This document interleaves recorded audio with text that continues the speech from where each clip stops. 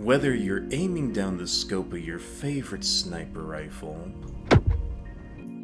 or getting in close with a shotgun when boots are to the ground, your weapon is your closest friend on the battlefield.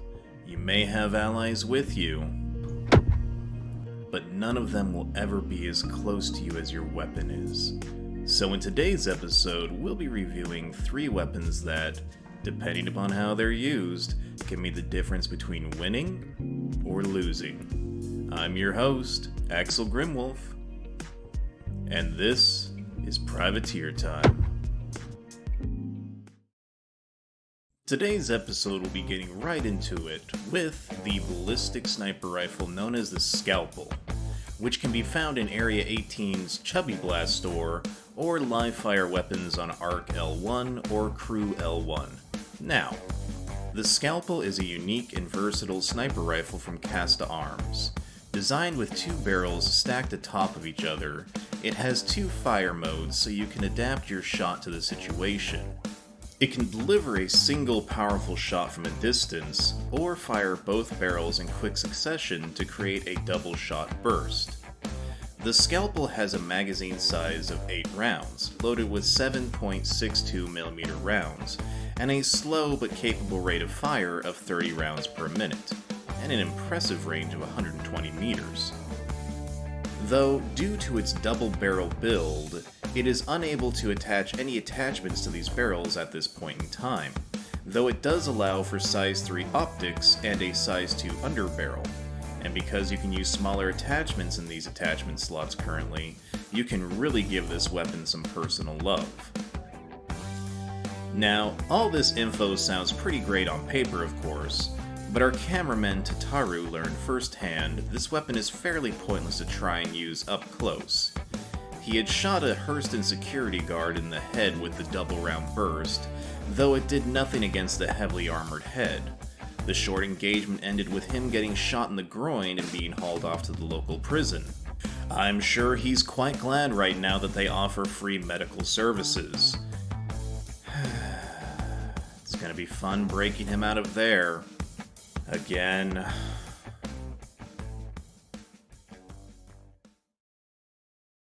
The second weapon on the review table is the Ravager 212 twin shotgun, which can currently only be found at Hurl L4's live fire weapon store.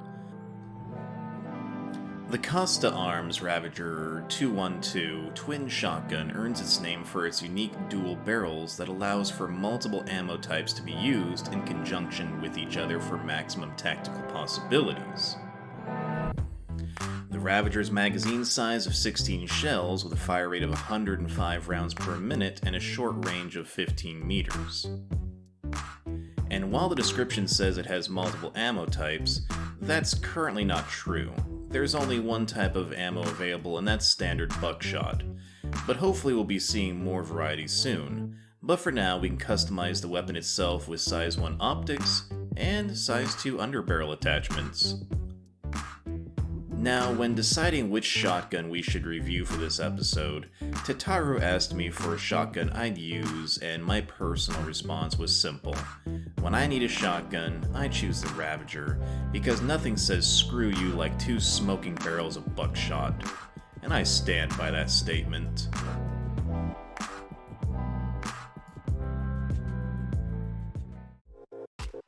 And last but not least, we have a sidearm for you to try out.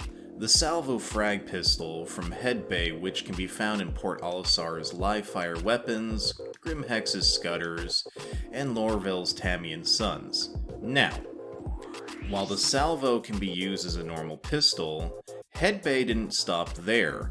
With a longer trigger pull, a freezing primer is injected into the chamber, and when released, the heavy firing pin hits with enough force to pulverize the supercooled casting.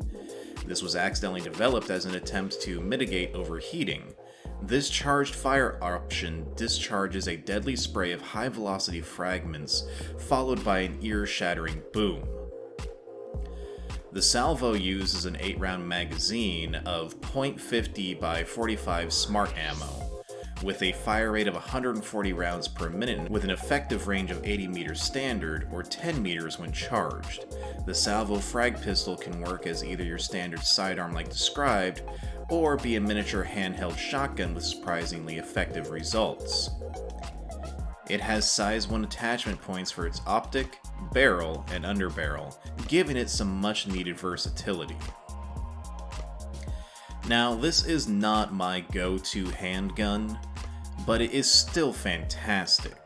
I've been able to drop plenty of people wearing heavy armor with just 2 shots from this little pistol. I guess you could say it's kind of like a 1911 from some of those really old Earth World War II games that they have out there. I don't use the shotgun feature for it much, since it does take a bit to charge, but when used properly you can just destroy someone. Engagements I can see that being useful in would be something like you have people boarding the ship, they're coming down towards you thinking they can take you with a pistol, and then you just blow them to kingdom come.